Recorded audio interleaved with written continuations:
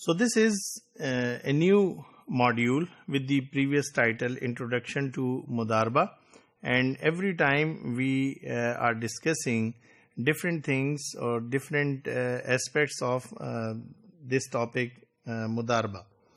Now this time rules of profit and loss sharing کہ نفع نقصان کو جو شیئر کرنے کے رولز ہیں مداربہ میں وہ کیا ہیں.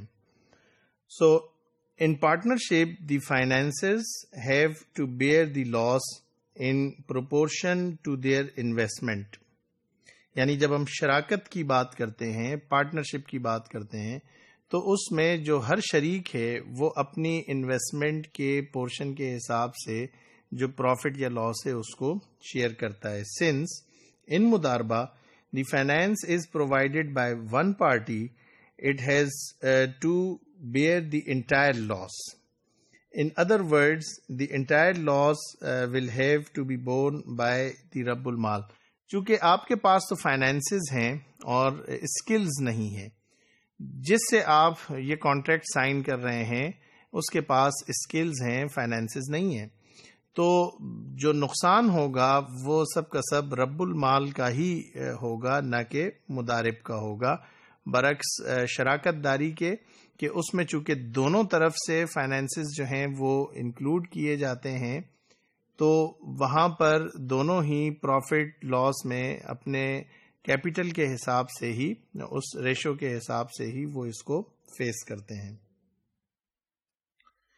The profit shall be shared according to the ratio fixed in the contract of Mudarba. No fixed sum shall be allocated to any party in advance. یعنی ریشو تو ہم پہلے سے ڈٹرمن کریں گے جب کانٹریکٹ ہو رہا ہوگا، مگر کوئی فکس اماؤنٹ جو ہے وہ پہلے سے نہیں ڈسکلوز کی جائے گی اور نہ ہی متعین کی جائے گی. چونکہ اگر فکس اماؤنٹ متعین کر دی جاتی ہے تو پھر اس صورت میں وہ اسلامی طریقہ نہیں ہوگا، بلکہ اس میں اور پھر انٹرسٹ میں کوئی جو انٹرسٹ بیس ٹرانزیکشن ہے اس میں کوئی فرق نہیں ہوگا. چونکہ جب آپ سم جو ہے وہ ایک اسپیسیفک اماؤنٹ مینشن کر دیتے ہیں تو یہ تو معلوم نہیں ہے فیوچر میں کہ اتنا پروفٹ ہو، ممکن ہے اس سے بہت زیادہ ہو اور ممکن ہے کہ اس سے بہت کم ہو، یا یہ بھی ممکن ہے کہ نقصان ہو جائے. According to Hanafi school of jurisprudence, distribution of profit before return of the capital to رب المال is not valid. یعنی جب پروفٹ ڈسٹریبیوٹ کریں گے تو اس کا ایک رول یہ بھی ہے کہ پہلے رب المال کو جو رأس المال ہے وہ ریٹرن کر دیا جائے اور اس کے بعد پروفٹ لاس کو ڈسٹریبیوٹ کیا جائے.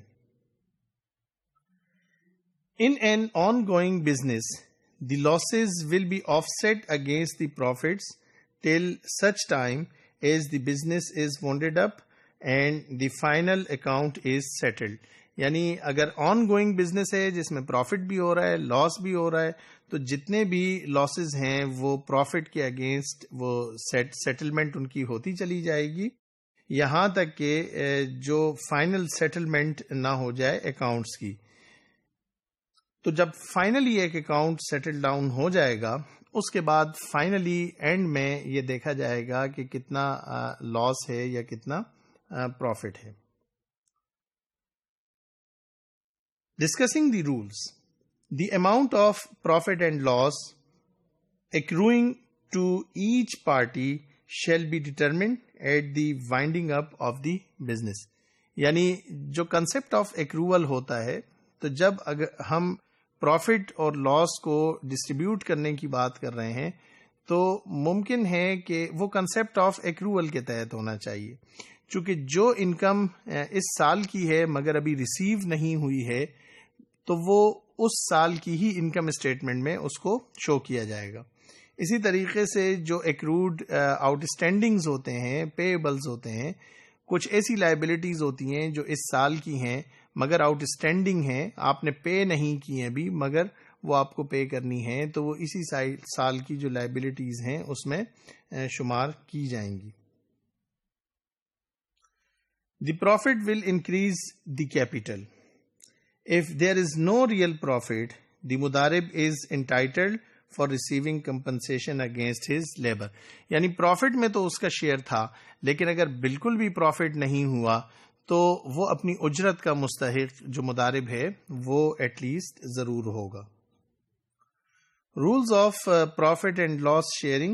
Another rule that parties shall be entitled to receive profit only when the capital has been returned to the Rabbul Mal, whether de facto or de jure. یعنی ڈی فیکٹو مینس آپ اسے کہہ سکتے ہیں اصلاً حقیقتاً، اور D jury means آئینی طور پر. یعنی یا تو وہ جو کیپٹل ہے وہ حقیقی طور پہ ہینڈ اوور کر دیا گیا، یا آئینی طور پر، قانونی طور پر کوئی کنسٹرکٹیو ایسا وے ہے کہ جس سے یہ سمجھ لیا جائے کہ جو رب المال ہے اس کو رأس المال ہینڈ اوور کیا جا چکا ہے. And this is the example of D jury. For instance, a person enters into a mudarba contract with a bank.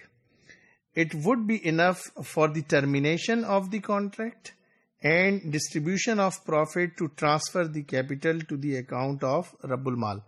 یعنی اگر بینک اپنے کسٹمر کے اکاؤنٹ میں جو اس کا کیپٹل ہے وہ ٹرانسفر کر دیتا ہے تو یہ ڈی فیکٹو تو نہیں ہے، چونکہ اس کے ان ہینڈ ابھی اس نے کچھ ریسیو نہیں کیا، مگر آئینی طور پر، قانونی طور پر یہی سمجھا جائے گا کہ یہ کیپٹل اس کو ہینڈ اوور کر دیا گیا ہے. All matters such as acquiring of certain powers or right to use or expend or enter into contracts or the imposition of certain restraints may be settled by mutual agreement.